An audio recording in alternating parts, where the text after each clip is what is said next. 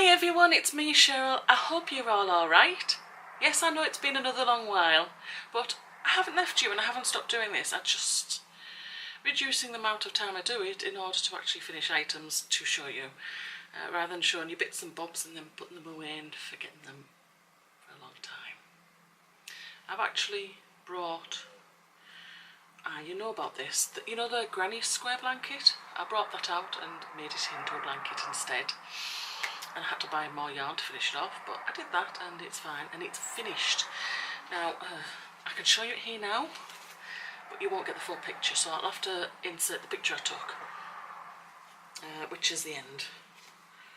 I think that's the right way. I don't think it really matters actually, but that's part of it. So at least you get an idea. It's like this on the outside, the stripes, the alternating stripes until I've totally run out of black, and then here's the squares, so at least you get a snapshot of it. I hope you can hear me behind here. Yeah? But I will definitely insert the full picture because I stood on the... my husband has this, it's like a little platform thing. It's only a step up. So I stood on that and laid it on the floor and took it from up there. Worked really well.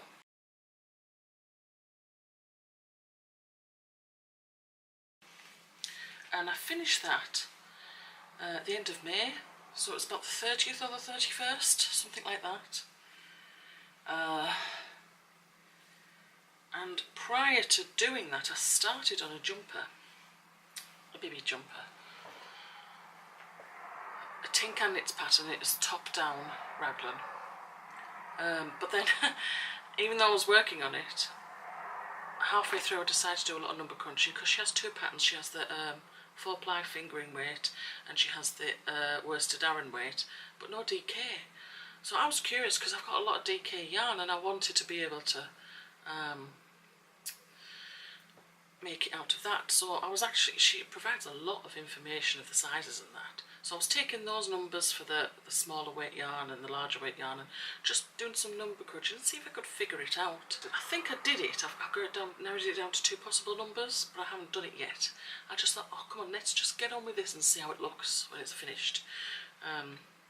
But prior to finishing that, I suddenly did a Bob Wilson one. It was a crochet cardigan. That one. And I realised I was just practising and I just picked up the yarn that I had in the cake box back there, which is all like leftover yarn. I was thinking, don't like this yarn. Ooh, don't like this yarn. And then I couldn't decide which was the inside and which is the outside, so I made a little pocket for it. It's not perfect, but it was just interesting. But I have to say, one thing about the crocheting one, as opposed to the knitted one, no holes under the arms. So the knitted one succumbed to holes now. Which one's the worst one? I think this side is the worst one. And I will show you this. And I think apparently it's quite common for top-down raglans to have these holes. So I tried to eliminate it thinking, well hang on, it's the same symptoms as like the sock. You always get a hole in that corner. So I thought, okay, well I'll pick up a stitch. And I did, and it was somewhat relieved. But I thought, no, more stitches need picking up. And I did see a post online about picking up a few more stitches right underneath there. And I think that's true because the last pair of socks I made, my youngest son's, which you saw in my last video, I made one sock and got a bit of a hole, even though I picked up a stitch. So the next sock I actually picked up a couple more stitches and it looked much better. And I thought, wow, we're going overkill there with picking up the stitches, but it actually did work, so I think it would work for this as well. But aside from that, I thought that was a very lovely pattern. And one day I may be able to figure out how to do it in DK. I'll just have to play around with it at some point, but not at the moment. So I did that. And then I've only just finished this morning. I finished sewing it together. Now that's a first. Normally I finish objects but I don't sew them together. I'm so slow at sewing them together. Can you tell I don't really like doing that bit? And it's out of some chunky yarn I had. Now there is a couple of things I did make with, yeah, I made a 10 stitch blanket out with the same yarn, a big blanket, a big red one, a couple of years ago. My husband claimed it. I made the Woods and Water cowl with another one, it was a knitted one. I think it was, did I use 8mm needles? Or 10mm? One or the other, I can't quite remember. And the latest one, I tried to do a hat. Yeah, I was doing some experimentation with some hats, crocheting and loom. It was really horrible. I didn't like it, looked like a carpet. And then there was something else with the other colour I did. I can't remember, it's gone. Oh, I know what I did. Someone asked for a donation of a square. I think it was Laura. So I just knitted this square up out of, and that's what's left over of that one. So that was all it was. It was a corner to corner square, and I sent that off. Okay, so it's the same kind of yarn as that, yeah, different colour. I knew I had two. They come in skeins of 200 grams, so I think it was 200 metres as well. And I had two of them. And I thought, okay, I was looking for ages for something, and I even thought of a child's jumper, but I thought, oh, a very young child, like, they're going to be like a Michelin man in that jumper, they're barely going to be able to move.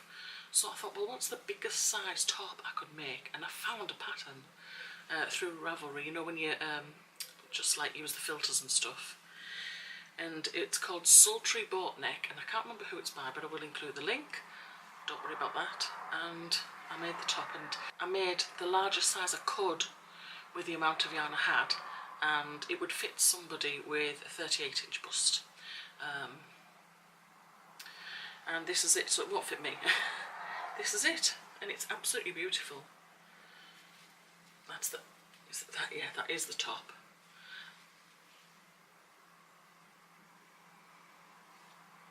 It's really nice. I will include a picture with it on, you know, the form I got, the body form, the adjustable body form. It's a tabletop one. I'll include the picture with it on there. It actually fit perfect for that.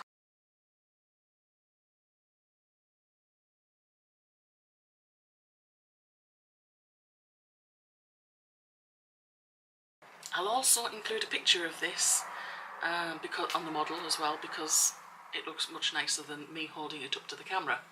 And that's the Jana shawl, or Yana shawl, which was gifted by Maren, which thank you very much. And this is how it's worked out. Isn't it absolutely gorgeous?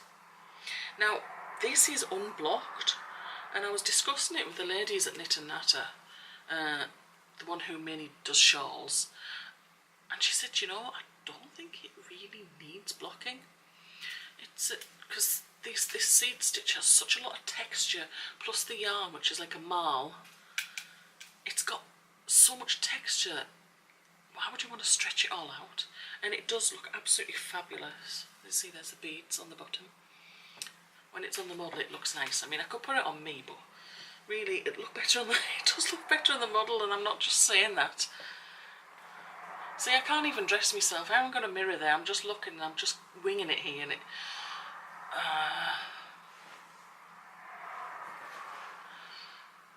yeah, it looked better on the model. Yeah, I need a mirror and I need some time, and I'm just a bit worried about fluffing up and everything like that. So it does look better on the model, even though she's headless. Okay.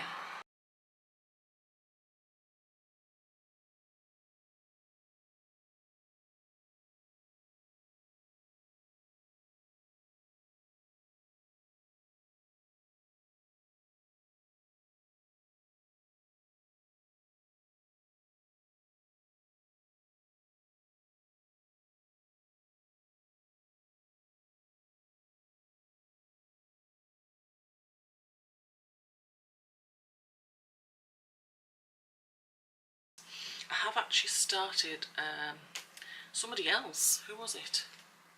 Marie, I think. Somebody called Marie.